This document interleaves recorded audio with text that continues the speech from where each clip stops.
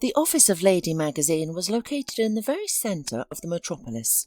Getting there, especially during the morning rush hour, was a challenge.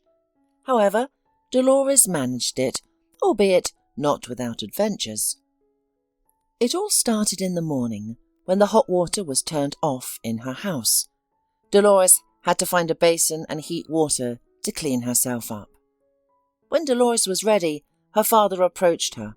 In honour of such an important event as an interview for her dream job, he handed her a key, not to some luxury car adorned with a huge bow, but to his own old car.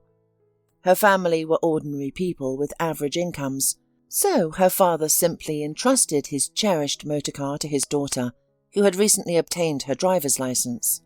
"You'll get there faster," David said, but he was sorely mistaken in his calculations. Alas, either the old car was tired of cruising the city streets, or the new driver wasn't to its liking. But it stopped halfway, coughing irritably.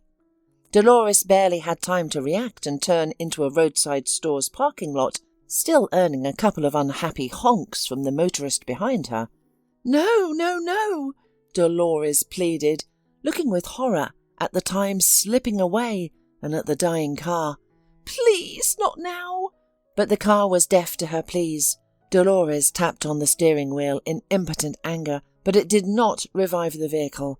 She got out of the cabin, walked around the car, then in frustration kicked the wheel. It didn't help. Her toes, already squeezed by uncomfortable shoes, only became sorer. Remembering how much her father loved this car, Dolores felt ashamed. She furtively stroked the hood and muttered, "I'm sorry, but what am I going to do with you, huh? I'm late." As if answering her question, a fancy car parked nearby. Dolores looked at the black shiny body, so polished it hurt to look at. A young man in fancy glasses stepped out. He didn't look much older than she was. "Young lady, may I help you? Is your car broken down?" he asked, displaying remarkable deductive skills. Dolores, lacking glasses, put her hand to her forehead like a visor and squinted. "Can you take a look at it?" she asked hopefully. "Are you a mechanic?" "No, I'm not a mechanic, I'm a lawyer," the young man admitted honestly, smiling charmingly. Dolores sighed heavily. "Then leave a business card. I'll call you when I decide to sue my dad's car for this setup." "I can at least take a look," the lawyer persisted, unbuttoning his shirt cuffs to roll up his sleeves. Dolores barely suppressed a snort. She appreciated his participation, but there was no time for idle chatter. However, this guy had already opened the hood, and smoke was pouring out. "You've overheated it," declared the not a mechanic but a lawyer. The cool temperature had risen. The engines boiled. "Can it cool down?" asked the owner of the affected car, peering over his shoulder and involuntarily inhaling the delicious aroma of his cologne, which overpowered even the car's smell. "Let it stand with the hood open. We can add antifreeze later," the stranger suggested. "Then we'll start the engine and look for leaks. But you'll still need to go to a service centre." "I have no time for that," Dolores moaned. "I'm already late, and I didn't understand a word of what you told me." The man smiled with the corner of his mouth and cast another flirtatious glance at Dolores. "Then you should call a tow truck." Realizing she had no choice, Dolores called her dad, cried into the phone, and he promised to come to decide what to do with the car.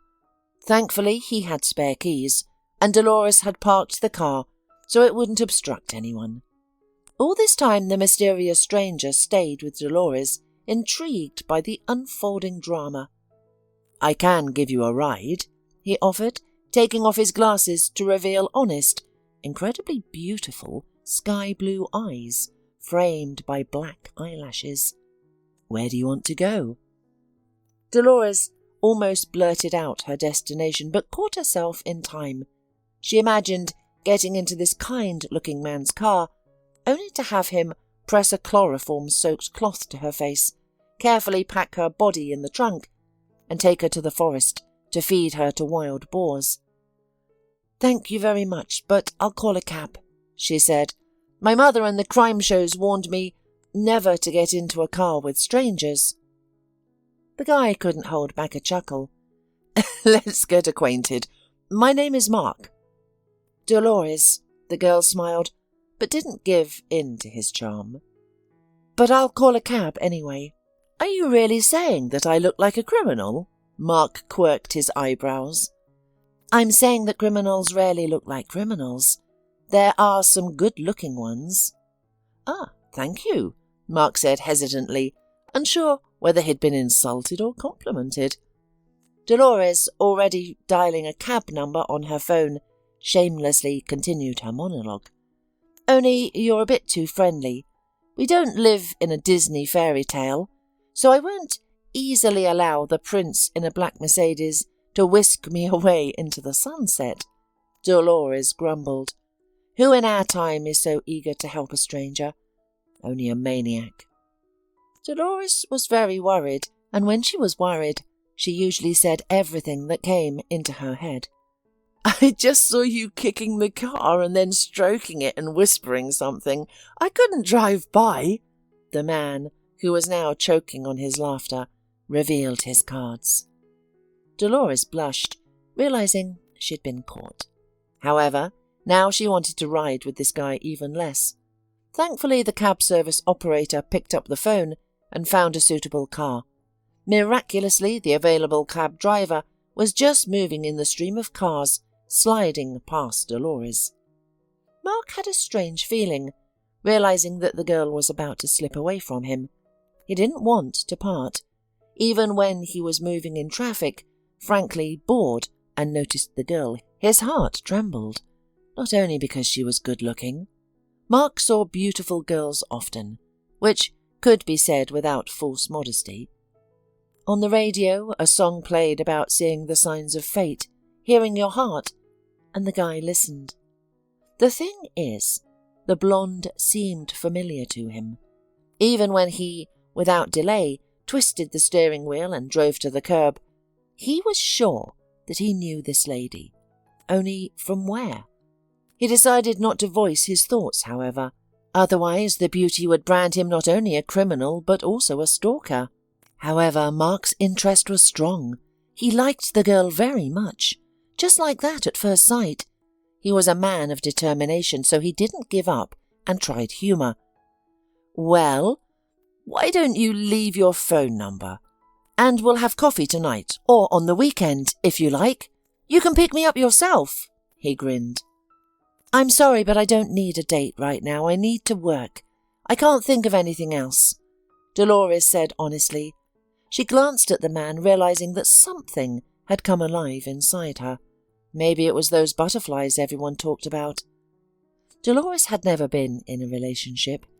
At the college, she'd been busy with everything she could get her hands on, just not romance.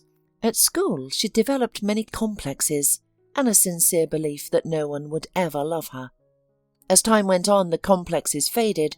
Dolores transformed from a nibbled ugly duckling into a beautiful swan, but she still didn't see it. Therefore, the attention of a man like Mark, a lawyer in a luxury car, with a Hollywood smile and a mop of dark hair worthy of a shampoo commercial, frightened rather than delighted her. The cab arrived and Dolores jumped into it right away. Mark, unaware of what he was doing, followed, knocking on the window. Ignoring the driver's displeased look, the brunette blurted out what was going through his head. "I think we've met before." "Well, that's some very ancient approach." The blonde let out a chuckle. "I'm serious." The man didn't give up, gaining a step. "Then we'll meet again and call it fate." Dolores smiled at him. Her smile was ingenious, wide and sincere.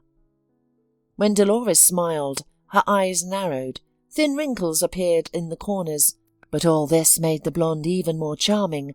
And no, with her answer, Dolores didn't put a price on herself. She spoke from the heart. The car drove away, taking the girl farther away, and Mark stayed on the side of the road. He didn't believe in miracles, but this time the young man knew for sure that the meeting would take place again. However, He didn't guess how soon it would happen. Meanwhile, Dolores, bouncing on the back seat, looked out the window, and then, the cab, not having reached its destination, stalled. "What happened? I don't understand," cried the driver. "It overheated," Dolores sighed doomedly, remembering Mark's verdict. "The coolant temperature has risen. The engine has boiled over." The cab driver looked at his companion with respect. It didn't make Dolores feel any better. Having paid for the travelled way, she flew out of the cab and ran on her own 2 feet. At some point, the girl took off her shoes and continued barefoot. And finally, she arrived running. "Oof!"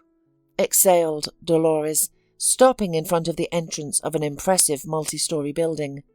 She rested her hands on her knees, catching her breath and ignoring the surprised looks of passers-by. There was a lot to see.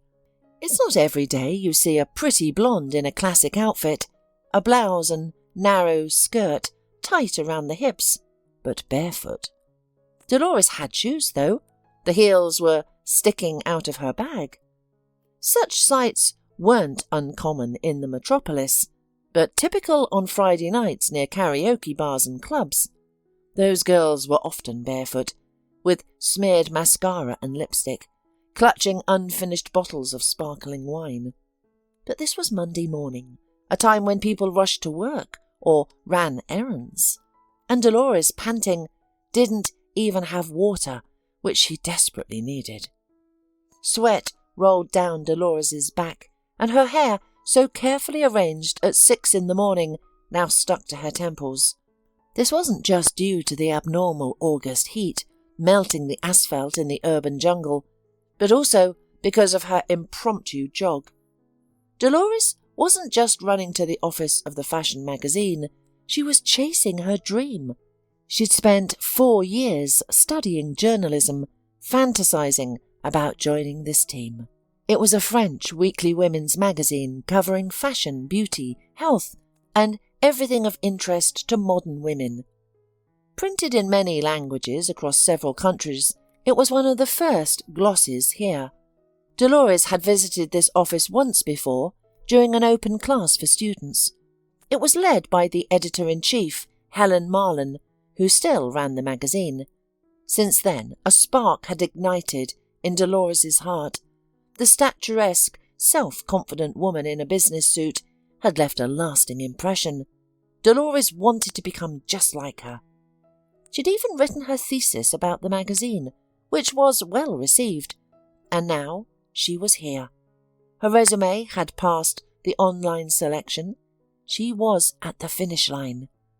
Dolores knew punctuality was valued in any company, yet she couldn't help but pause. She froze in front of the skyscraper, jaw slack, feeling a slight shiver. Her gaze travelled up the building, sliding over the windows that seemed to look back at her, glittering in the sunlight. How often had she passed by, dreaming of working here? How many times had she imagined walking through those doors to the elevator, greeting colleagues on the way, then pressing the button for the 20th floor as she stepped inside? That's where the magazine's office was. She took a deep breath and stepped forward. Something pricked her bare foot and Dolores gasped, snapping back to reality. She frantically began pulling shoes from her bag, putting them on as she moved. As Dolores struggled with her shoes, a flashily dressed girl jumped out of a car that had just pulled up. The scent of leather and something tobacco-woody surrounded her, leaving a heavy trail. Busy arguing on her phone, the newcomer didn't look where she was going. She collided full speed with Dolores, who was balancing awkwardly on one shoe. Dolores's bag fell, spilling its contents. Resume, documents, hairbrush, and a pack of gum. The other woman, barely fazed, shrieked unhappily, "Watch where you're going!" "Oh, sorry," Dolores apologized reflexively, not fully grasping what had happened. The brunette rolled her eyes. "That's it, Mum. Stop boring me." She shouted into the receiver, "I'm already here, bye!" With an angry snort, she hung up and looked down at Dolores, who was crouched, gathering her scattered belongings. The brunette's eyes widened in shock. "Dolly, is that you?" Dolores shuddered slightly as if a chill ran down her spine. Dolly. Those were names from her distant past, from school. She'd entered that school in 6th grade and remained Dolly until graduation. The nickname was given to her by Corinne, who first recognized Dolores as being from the village, so the bully girl branded Dolores with what she considered the most rustic nickname, Dolly. Dolores had indeed lived in the village for a long time, until her father found a good job in the city and moved the family. At first, when her classmates discovered her background, they laughed at the village girl, who knew nothing about local city fashion or popular artists, but could milk cows and plant vegetables. The ingenious Dolly answered their questions about pig fodder and cow udders with a guileless smile, believing their laughter was sincere and that they genuinely enjoyed talking to her. A kind soul, she didn't yet realize that people could laugh at someone cruelly. There's little point in detailing school bullying or searching for reasons. Children often don't need reasons. Being fat, thin, smart, wearing glasses or braces, stuttering, or having freckles was enough. Dolores was a pretty, rosy-cheeked girl from the village, her flaxen hair braided tightly. She had a unique way of speaking, using words learned from her grandmother, which drove her classmates into a frenzy. Corinne disliked Dolores the most, simply because she could. She found Dolores funny, weak, and naive, worthy of crude jokes. Through Corinne and her cohorts, Dolores learned that she dressed shabbily. She also discovered that while her grandmother considered her thin, by local standards she was fat. Classmates called her a fat cow, a pig, mooing and grunting as she passed. Once they even glued a photo collage of her face on someone else's naked body to the blackboard. Physical education lessons were especially challenging. Though athletic, Dolores feared running or jumping because the girls giggled and whispered about her shaking cheeks and chest. Dolores stopped eating in the cafeteria, hiding in the restroom to eat her lunch in silence. After a year of this, she developed complexes and an eating disorder. She lost significant weight, but at what cost? These questions remained unanswered. Once, Dolores read that eating apples and drinking apple cider vinegar could help with weight loss. Her parents came home to find their daughter covered in a rash and called an ambulance. The kind doctor, after administering an injection, explained to Dolores that she looked wonderful and shouldn't harm herself with strange diets. The once sociable, inquisitive and energetic Dolores became withdrawn during her school years. She immersed herself in reading and studying. In her attempt to catch up with her classmates' more advanced school program, the stubborn girl passed them significantly. By high school, Dolores had become a beauty, an excellent student, and even an athlete. Yet she remained lonely. If any classmate tried to befriend Dolores, Corinne quickly suppressed it. Girls would pinch their noses, claiming Dolly smelled like dung, and that anyone who associated with her would smell bad too. Dolores, however, grew accustomed to this arrangement and stopped feeling inferior.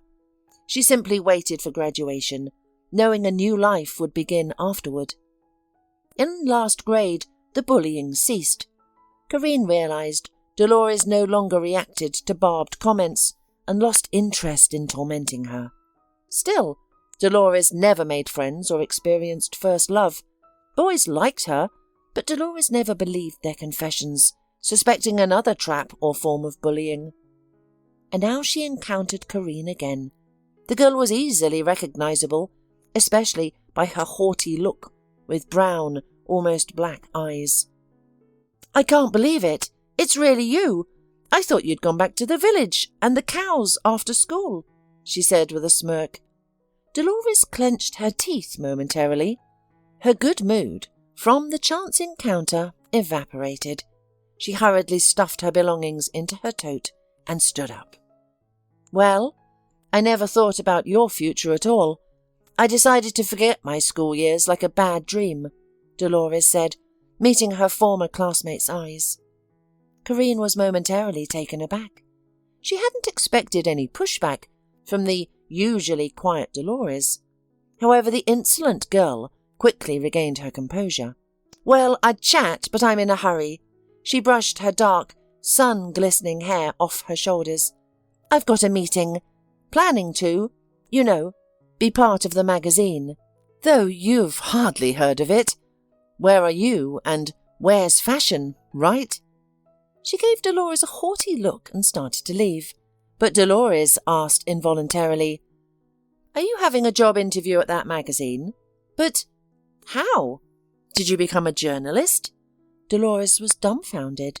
She couldn't understand why fate was so cruel. Was she again being pushed onto the same path as the arrogant Corinne? Corinne turned, raising a perfectly painted eyebrow. Why? Then her face changed. Wait, you too? Corinne laughed loudly. Dolores wrinkled her nose, involuntarily drawing parallels between her and a fairy tale witch cackling over her poisonous brew. Oh, come on, Dolly. Are you serious? Corinne theatrically wiped a tear from her eye.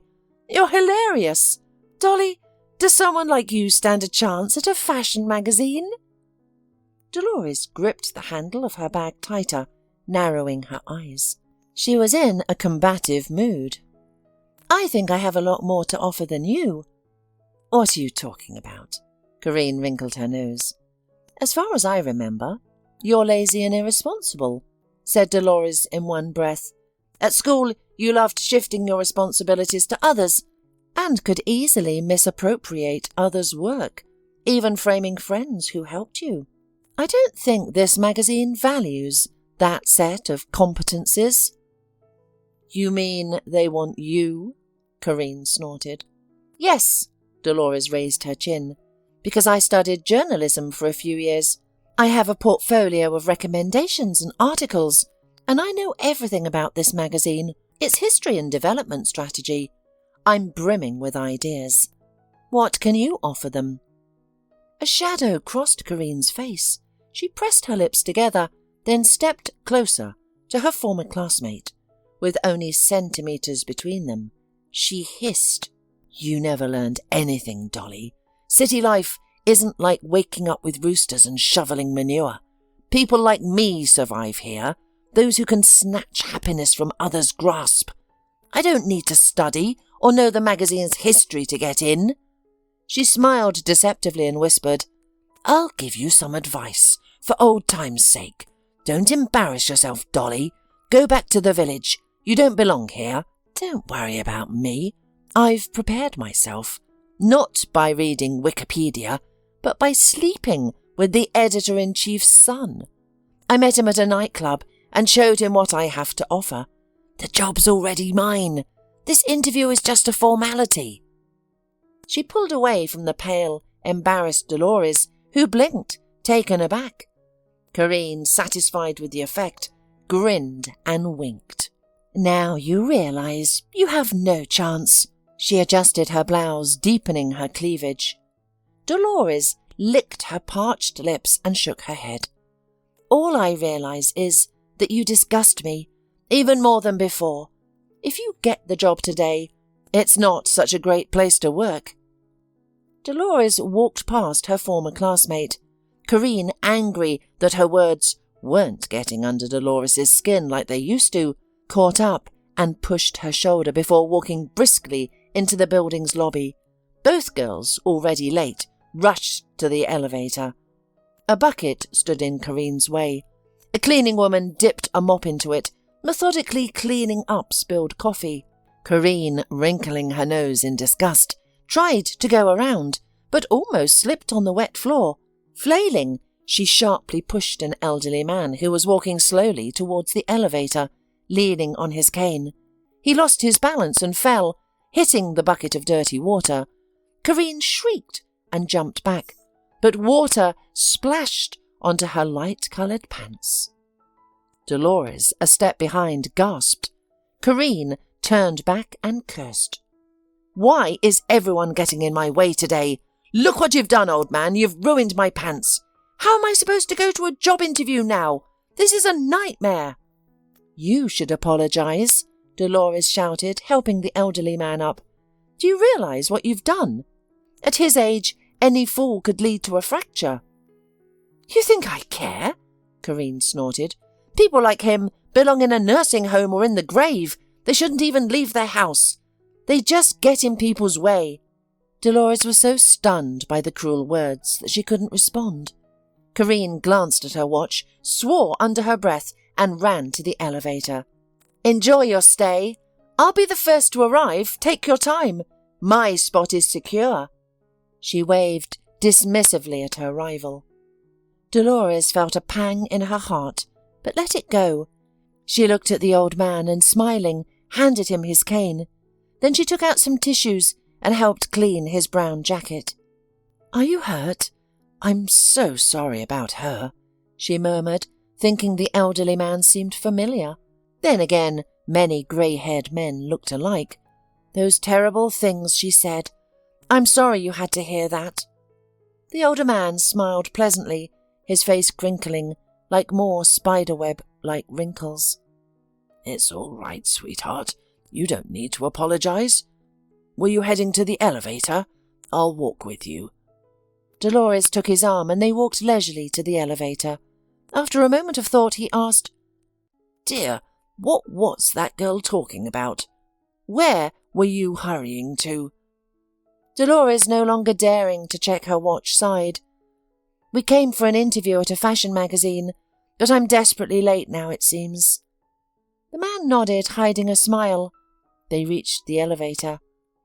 "What floor?" Dolores asked. 20th, the old man smiled. Dolores nodded and pressed the button. Only when the number 20 lit up and the elevator started moving did she gasp and turn around. "Oh, I have to go there too." "I know," the man winked slyly. "And I want to tell you, my dear, that being late isn't always a defeat. Tell me, what's your name?" "Dolores," she introduced herself. "And you?" Dolores didn't have time to ask the elderly man's name or understanding the meaning behind his wise words. The elevator door opened, letting in new people, and then Dolores and the elderly man arrived at the right floor. Dolores's breath caught. The newsroom was bustling with life, people scurrying about. On the walls hung the covers of the magazine's most successful issues. Dolores, looking around, walked forward, not even noticing that the man had disappeared. Dolores involuntarily thought that, if he reminded her of someone, it was a wizard from a fairy tale, like Dumbledore, for example. Dolores found the right office and, knocking, went inside. There, in addition to her, sat several other applicants for the vacant position. In front of them was Helen Marlin, wearing leopard-rimmed glasses. She looked at the latecomer and nodded at the vacant seat. "It looks like everyone's here," she said, checking the list of candidates. No sooner had Dolores sat down than the door opened again. Dolores heard Corinne, who was sitting next to her, sigh nervously. Raising her head, she froze in surprise. "Daughter, I'll be a minute," said the same elderly man, entering the office. "Of course, Daddy," smiled Helen, in a flash turning from a stern editor into a sweet daughter. "Girls, this is my father and former editor of the magazine." That's when Dolores remembered where she knew his face from. Not from fairy tales. She had seen the man in pictures when she was studying the history of the magazine. He had aged considerably recently, making him difficult to recognize at first sight. "All I'm saying is that we value more than just usual competencies like responsibility or creativity in our magazine," the elderly man said, looking at Dolores and Corinne. "Heart, humanity and openness are what any team needs." Then he walked over to his daughter and had a quick conversation with her. Corinne sat like on pins and needles, realizing she was in trouble. After that, everything went wrong for Corinne, contrary to her plans. She didn't answer questions straightforwardly. Dolores, on the other hand, kept her cool. In the end, all the candidates were eliminated, and Helen asked Corinne to leave the office too. However, the girl, jumping up from her seat, caused an unexpected scene. "You can't kick me out. I have to get this job. Your son promised me," she shouted, clenching her fists. Helen's eyebrows went up. "My son?" "Yes," Corinne stomped her foot. I'll tell everyone that we slept together. If he doesn't keep his promises, I will tarnish his reputation. Okay?" Helen nodded, then picked up her phone and dialed her son's number. "Hi, are you in the office? Come up to me, please." 5 minutes later, Mark walked into the office. Dolores gasped in surprise when she saw him. He also froze, not believing his luck. A smile began to blossom on his lips. However, he wasn't allowed to be happy about the meeting. "Mark," the mother called out, folding her arms across her chest. "This lady claims you're lovers and is trying to blackmail me with it." Mark blinked, forcibly averting his admiring gaze from Dolores and turning it to the frightened Corinne. "I've never seen her before," the lawyer said honestly, "and I like blondes, not brunettes." He again slyly looked at the blonde Dolores. But it's not him! Not your son!" shouted Corinne. Helen barely restrained a chuckle. "Really? Now this smells sensational. Did you hear that, Mark? Shall we make the DNA test?" Mark hummed, and Corinne, blushing with anger, grabbed her phone and showed the picture to Helen, shoving it right in her face. "There he is! Your son!" The woman stared at the screen in surprise, then wrinkled her nose because the shameless girl had taken selfies right out of bed. "First, my advice to you, don't show shots of your intimate life to everyone you meet. Secondly, the young man in the photo is not a relative to me. I certainly didn't give birth to such a man." A thin smile appeared on the editor's lips. Mark also looked at the screen and laughed. "That's Alex. He works for us, at home. He cleans the pool. He's a nice guy," Mark said. Corinne realized that she had been tricked, used. Burning with shame, she ran out of the office.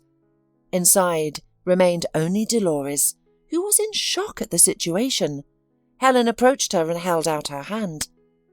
"I'm sorry for such a fairy tale start to a business relationship.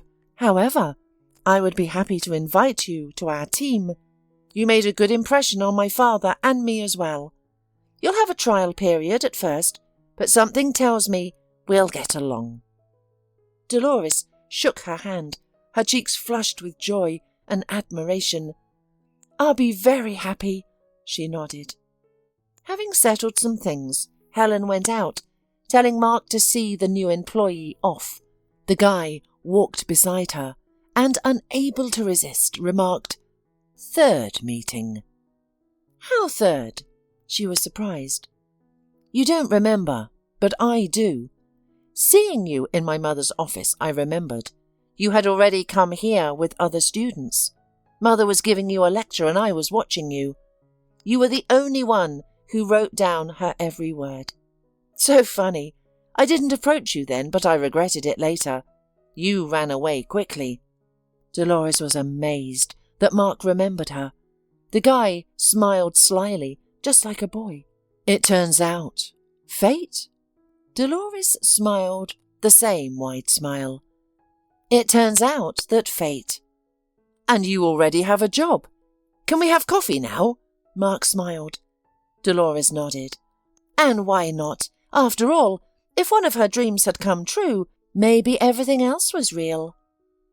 Many years later, Dolores was still working at the magazine, but now as editor-in-chief. Her mother-in-law had given her the position with a pure heart, because her daughter-in-law was a wonderful person and a true professional. Dolores and Mark had a strong family.